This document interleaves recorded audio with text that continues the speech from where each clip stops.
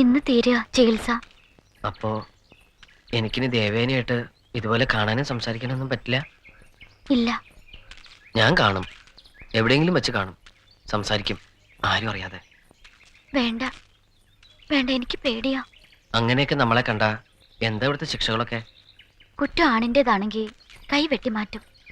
പെണ്ണിന്റെ കുറ്റമാണെങ്കിൽ ചെറിയൊരു ശിക്ഷയേ ഉള്ളൂ. തമ്മിൽ കാണരുതെന്നൊരു വിലക്ക് തെറ്റിച്ചാ പിന്നെ പെണ്ണ് സ്വപ്നഭൂമിയിൽ വാഴാൻ പറ്റില്ല. അവളെ കരിയാത്ത മലയിലെ കാട്ടാളന്മാർക്കുള്ളതാ. കൈ വെട്ടി മാറ്റിയാലും സാരമില്ല, എനിക്ക് ദേവുവിനെ കാണണം, സ്വകാര്യമായി. കാണാനും ഞാൻ സമ്മതിക്കില്ല. അഥവാ കണ്ടുപിടിക്കപ്പെട്ട ആ കൈ വെട്ടിയെടുക്കാനും ഞാൻ സമ്മതിക്കില്ല. ഞാനൊന്ന് ചോദിച്ചോട്ടെ? എന്താ? ആരും അറിയാതെ വന്നേക്കുന്നു എന്റെ കൂടെ വേദപുരത്തേക്ക്? ഇല്ല, ഒരിക്കലും ഇല്ല. എനിക്കിഷ്ടമല്ല അങ്ങനെയൊക്കെ. പിന്നെ ഞാൻ എന്താ ചെയ്യേണ്ടത്? നിങ്ങളുടെ ഈ ആചാരങ്ങളൊക്കെ മാറാൻ എന്താ ഒരു വഴി? മാറും, അതിനുള്ള സമയം തുടങ്ങി. സ്വന്തം വെള്ളം ഇവിടെ ഒഴുകി കഴിയുമ്പോൾ ചില വ്യതിയാനങ്ങളൊക്കെ വരും, വന്നേ പറ്റൂ. അപ്പൊ മെല്ലെ മെല്ലെ പല രീതികളും മാറും. ഇവിടുള്ളവരെല്ലാം ചേർന്ന് എന്നെ ഒരു ആഘോഷമായി വേദപുരത്ത് എത്തിച്ചു തരും. എന്റെ ഒരു മോഹം അത്. അങ്ങനെ സംഭവിക്കുമെന്ന് കരുതുന്നുണ്ടോ? ഉണ്ട്. അതിന് ഒരുപാട് നാളുകൾ എടുത്താലോ? ഞാൻ കാത്തിരിക്കും. 10-15 വർഷങ്ങൾ എടുത്താലോ? ഞാൻ കാത്തിരിക്കും. അതുവരെ തമ്മി കാണരുത്. ശരി, ദേവേനയുടെ ഇഷ്ടങ്ങൾക്ക് ഞാൻ എതിര് നിൽക്കില്ല. അത്രയ്ക്ക് സ്നേഹിച്ചു പോയിപ്പോ. ചികിത്സ ഇപ്പോ ഇവിടെ വെച്ച് തീരുകയാണ്. ഇത്രയും കാലം ഞാൻ ചികിത്സിച്ചത് മറ്റാരുമല്ല, എന്റെ ദേവനെ തന്നെയായിരുന്നു എന്ന സന്തോഷമുണ്ട് എനിക്ക്.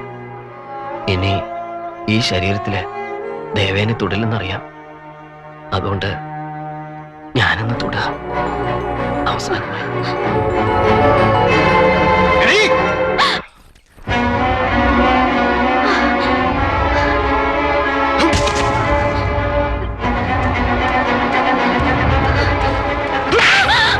ഒന്ന് ചേരുത്.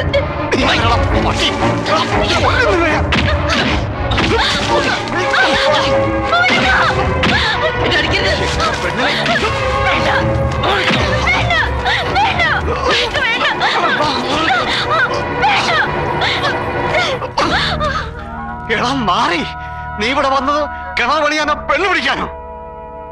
ചൊല്ലും ചെലവും തന്ന് നിന്നെ ഈ മണ്ണി കാലി കുത്തിച്ച എന്റെ പെണ്ണിനെ തന്നെ വേണം നിനക്ക്, അല്ല? മറുനാട്ടിൽ നിന്ന് സ്വപ്നഭൂമി കയറി പെണ്ണിനെ തൊട്ടവന്റെ കൈ കരിയാത്ത മലയിലെ കാട്ടിൽ നായിക്കൊള്ളതാ, അറിയോ?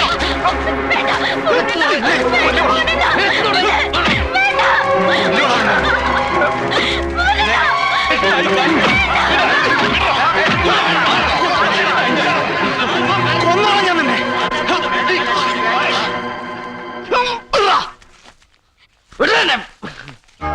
ആയിരം വ്രതം നോറ്റ് നാഡീവൈദ്യം പഠിച്ച പെണ്ണെന്ന നിലയിൽ ഏതാണുങ്ങളുടെ ദേഹം ഒഴിഞ്ഞ് രാപ്പാർത്തകളെ ഇവിടെ പിഴച്ചു പോയില്ല എന്നൊരു വിശ്വാസം ഉണ്ടായിരുന്നു സ്വപ്നഭൂമിക്കാർക്ക്. നമ്മളെ മുഴുവൻ വഞ്ചിക്കായിരുന്നവള്. എന്താ ഇവിടെ? എന്താ ഈ നിൽക്കുന്ന സോമാജി വൈദ്യന്റെ മോക്ക് കിണറുത്താൻ വന്ന വേദപുരക്കാരനുമായിട്ട് സ്വപ്നഭൂമിക്ക് നിരക്കാത്ത ചില ബന്ധങ്ങളുണ്ട്, അവിഹിത ബന്ധം. അതിപ്പോ ഞാൻ നേരിക്കണ്ടു. ചികിത്സയുടെ പേരും പറഞ്ഞ് നമ്മളൊക്കെ ഇവിടെ കബളിപ്പിക്കായിരുന്നു.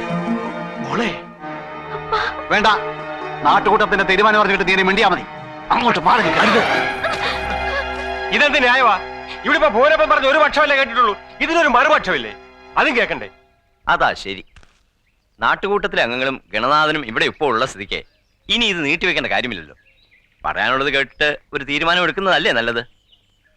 മരുത്താള വൈദ്യപ്രകാരം നാഡീ ചികിത്സ നടത്തുന്ന ഈ കുട്ടിയുടെ കാര്യത്തിൽ ഭുവനപ്പം പറയുന്ന പരാതികൾ മുഖവിലക്കെടുക്കാൻ പറ്റില്ല.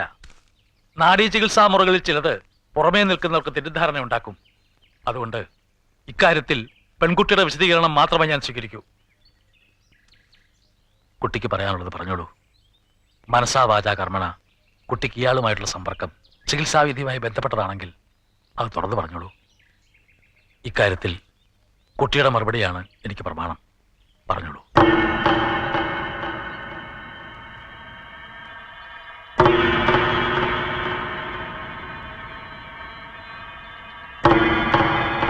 ചികിത്സയുമായി ബന്ധപ്പെട്ടതല്ല.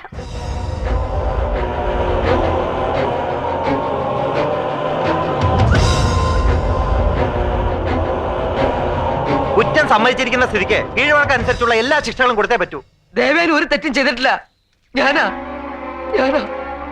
കഴിയുന്നത്രയും ഒഴിഞ്ഞു മാറാൻ ശ്രമിച്ച ആ കുട്ടിയെ അതിക്രമിച്ച് കടന്നു പിടിച്ചത് ഞാനാ. അല്ല അല്ല, കള്ളമാ പറഞ്ഞത്. ഞാൻ എന്റെ പൂർണ്ണ സമ്മതത്തോടെ ചെന്നത്.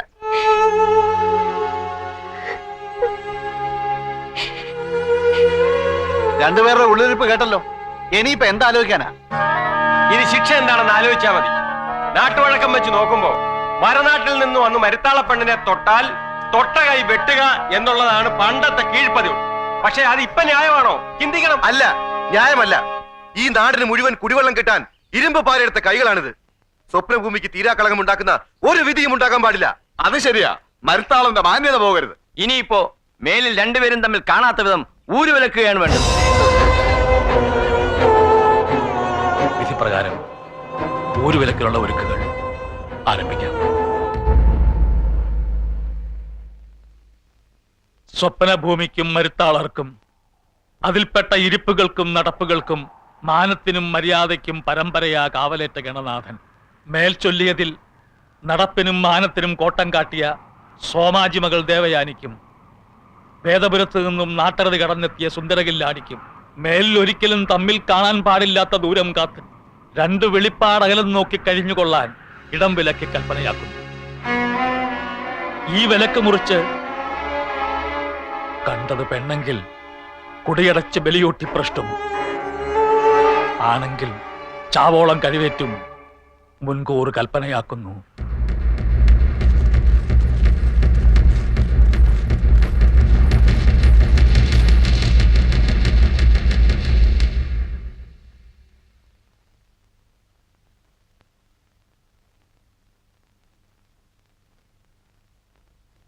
ഇങ്ങത്താ, ഞാൻ നിർത്താം. ഒരവതാരം പോലെ എൻ്റെ കയ്യിലെത്തിയ നിനക്ക് അസാധാരണമായ മനക്കരുത്തും വ്രതശുദ്ധിയും ഉണ്ടെന്ന് കണ്ടിട്ടാ ഈ അപൂർവ പാരമ്പര്യ വൈദ്യത്തിലെ നാഡീ ചികിത്സാ മുറകൾ ഞാൻ നിന്നെ പഠിപ്പിച്ചത്. പക്ഷേ സൽപാത്രത്തിലല്ല ഞാൻ വിളമ്പിയതെന്ന് എനിക്കിപ്പോ മനസ്സിലായി. ഇനി നീ ഇവിടുത്തെ ഔഷധങ്ങളിലൊന്നും തൊട്ടുപോകരുത്.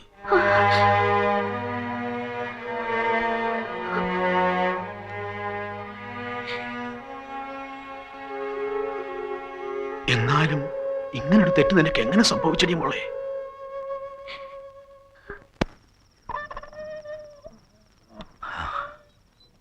വരൂ. എന്താ കുട്ടി, എന്താ ഈ രാത്രിയില്? മനസ്സിലുള്ളതൊക്കെ തുറന്നു പറയാൻ എനിക്ക് വേറെ ആരുമില്ല, അതുകൊണ്ട് വന്നതാ. കുട്ടിയോട് ഇരിക്കൂ. എന്താ പറയാനുള്ളത്? പറഞ്ഞോളൂ. എല്ലാരും ചോദിക്കുന്നു എനിക്ക് എന്ത് പറ്റിയെന്ന്. എനിക്കറിയില്ല എനിക്ക് എന്ത് പറ്റിപ്പോയെന്ന്. എനിക്കൊന്ന് പറഞ്ഞു തരൂ. ചികിത്സയുടെ പേരും പറഞ്ഞ് എനിക്ക് ഒഴിയാമായിരുന്നു. എന്നിട്ടും ഞാനത് ചെയ്തില്ല. അതാണോ ഞാൻ ചെയ്ത തെറ്റ്?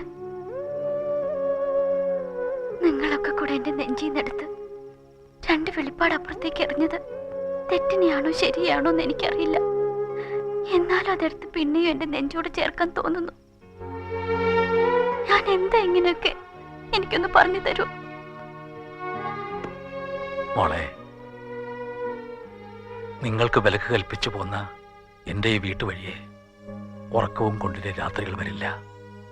നിന്റെ ഉറങ്ങാത്ത രാത്രികൾ എനിക്ക് തന്നിട്ട് നീ പോയി ശാന്തമായി ഉറങ്ങുക.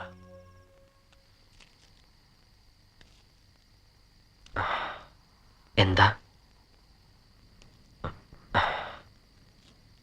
ചിലതൊക്കെ പറയാനാ വന്നത്.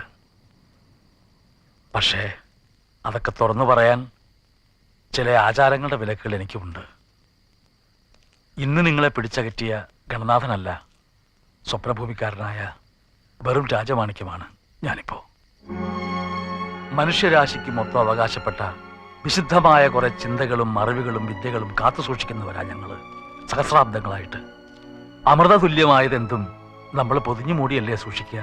അതുപോലെ സ്വപ്നഭൂമിയിലെ അപൂർവമായ അറിവുകളും വിദ്യകളുമൊക്കെ കുറെ ആചാരവിശ്വാസങ്ങളും അയവില്ലാത്ത കുറെ ചട്ടങ്ങളും കൊണ്ടാണ് പൊതിഞ്ഞു മൂടി സൂക്ഷിച്ചിരിക്കുന്നത്.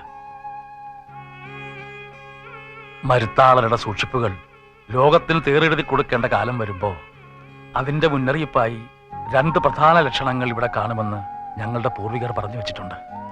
അതിലൊന്ന് ഭ്രഷ്ട് കൽപ്പിച്ച പെണ്ണ് തിരിച്ചെത്തുക.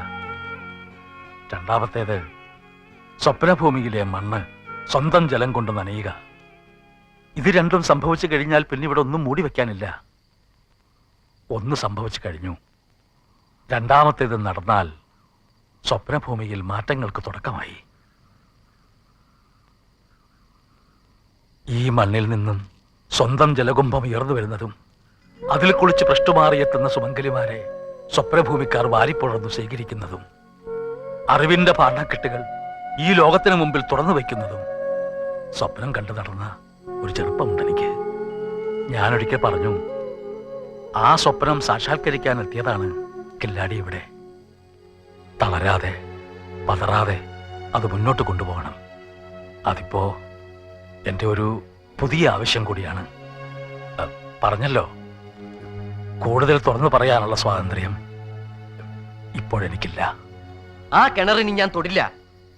നിങ്ങളെ പോലുള്ള മഹാപാപികളുടെ ആചാരങ്ങളൊക്കെ മാറ്റിമറിക്കാൻ ആ മരണക്കിണറിലേക്ക് ഇറങ്ങാൻ എനിക്ക് മനസ്സില്ല. ചെയ്യാത്ത കുറ്റത്തിന് ശിക്ഷിച്ചു വെച്ചിട്ടുള്ള ആ പാപത്തിന് പുറത്തിറക്കി വിടാദ്യം. എന്നിട്ട് മതി ഇവിടുത്തെ മാറ്റങ്ങളൊക്കെ. പോകരുതെന്ന് കരുതിയതാ. പക്ഷെ ഞാനിവിടെ നിന്നാ അവളകത്ത് കിടന്ന് വീർപ്പൂട്ടും. പോവാ, അവളെങ്കിലും ഒന്ന് വെളിച്ചം കണ്ട് നടക്കട്ടെ. കില്ലാടി,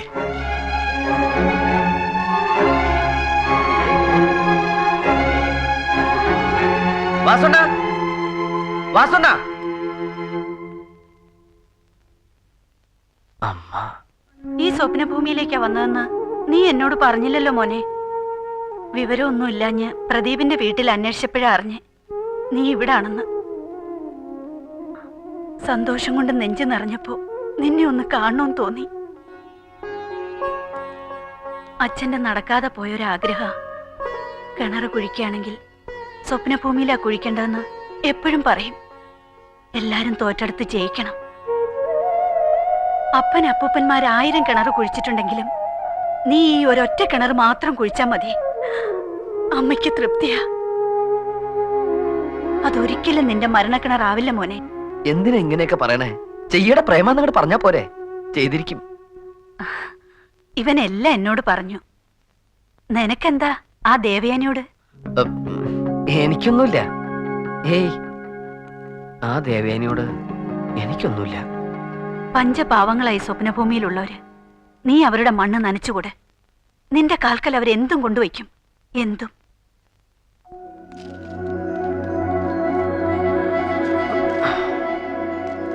ഇപ്പൊ ഇത് എന്റെ കൂടി ആവശ്യമാണ്. പ്രാർത്ഥിക്കണേ വാസുണ്ണ. എന്തിനാണ് നിനക്ക് വേണ്ടി കാണാമറിയത്തിരുന്ന ഒരാൾ പ്രാർത്ഥിക്കുന്നുണ്ട്? അത് മതി.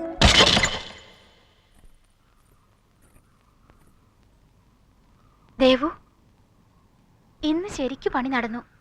ആണുങ്ങളൊന്നും അങ്ങോട്ട് പോയേ ഇല്ല. എന്തേ? 40 കോല് കഴിഞ്ഞു ഇത്രേ. ഓരോരുത്തർ ഓരോന്നൊക്കെ പറഞ്ഞു തുടങ്ങിയിട്ടുണ്ട്. നീ ഉണ്ടായിരുന്നെങ്കിൽ വല്ലതൊക്കെ തിരിച്ചു പറയായിരുന്നു. കണ്ടോ? ഇല്ല, ഇന്ന് നേരത്തെ പോയി. വെറുതെ ആളുകൾ പറഞ്ഞ് പേടിപ്പിക്കുക. 45 ആകുമ്പോ കുഴപ്പമുണ്ടാവും, 45 ആകുമ്പോ കുഴപ്പമുണ്ടാവും. ഇവർക്ക് വേറെ ജോലിയൊന്നുമില്ലേ? കുഴപ്പമുണ്ടാവും വാസുണ്ണ. ഇവിടുത്തെ ഭൂഘടന അങ്ങനെയാ. 45 കോല് വരെ താങ്ങി നിൽക്കാൻ മണ്ണിന് ബലമുണ്ട്. അതിനപ്പുറത്തോട്ട് പോയിട്ടും വെള്ളം കിട്ടുന്നില്ലേ പിന്നെ മണ്ണിടിയും. ഒന്നും ഉണ്ടാകാതിരിക്കാൻ ഞാൻ താഴ്ഭാഗം കോണിച്ച വെട്ടിയിരിക്കുന്നേ. പക്ഷേ അതല്ല പ്രശ്നം. മഴ. കഴിഞ്ഞ 2 പ്രാവശ്യവും 45 കോലായപ്പോ മഴ പെയ്തു. അപകടം അത്. മഴ പെയ്ത മണ്ണ് എല്ലാ ഭാഗത്തുനിന്നും കിണറ്റിലേക്ക് തള്ളിയിറങ്ങും. സ്വപ്നഭൂമിയാക്കി വിറയ്ക്കും. വിള്ളലുണ്ടാവും. ഇന്ന് രാത്രി മഴ ഉണ്ടായിക്കൂടാ. വ്രതം നോറ്റ് പ്രാർത്ഥിക്കാൻ പോവാ ഞാൻ ഈ രാത്രി മുഴുവനും. അതിന് 45 ആയില്ലല്ലോ. ആയി. 45 കോല് കൃത്യം കുഴിച്ചിട്ടാ ഞാനിന്ന് പുറത്തു വന്നത്.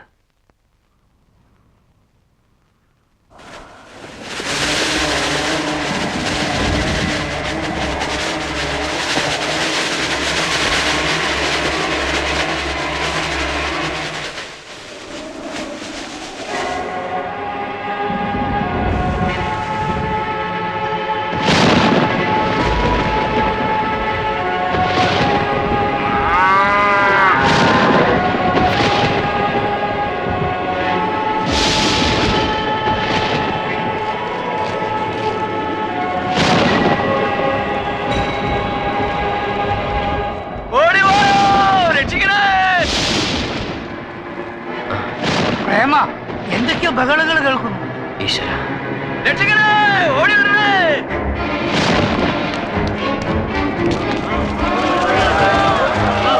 എന്റെ വീടിഞ്ഞു വീണു, ഭൂമിയിൽ വിള്ളൽ വീണു.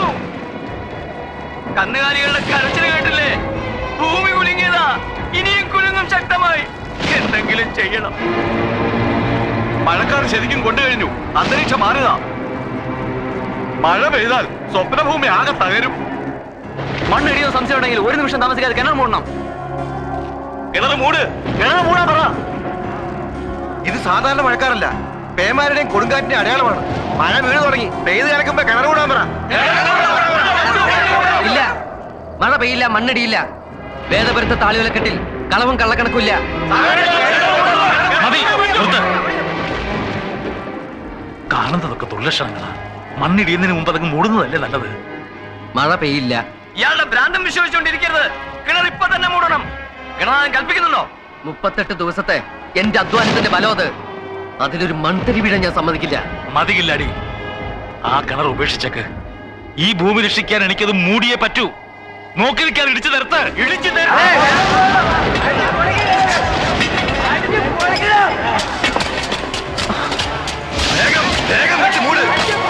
നിർത്തിക്കോ.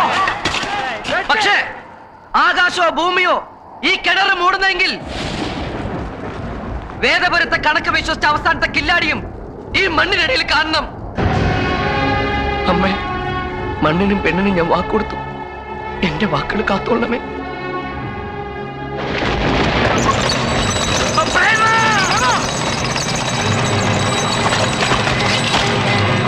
കില്ലാടി, നീ എന്താണ് ഈ കാണിച്ചത്? കയറി വാടാ, തൊട്ടി കയറടാ. കില്ലാടി കേറാനാ പറഞ്ഞത്. പടിഞ്ഞാറ് ഭാഗത്ത് നിലത്ത് വിള്ളൽ വീണു. ഇനി ഇവിടെ ആരും നിൽക്കരുത്. ഓടി രക്ഷപ്പെട്ടോണം, ഓടി രക്ഷപ്പെട്ടോണം. പ്രേമ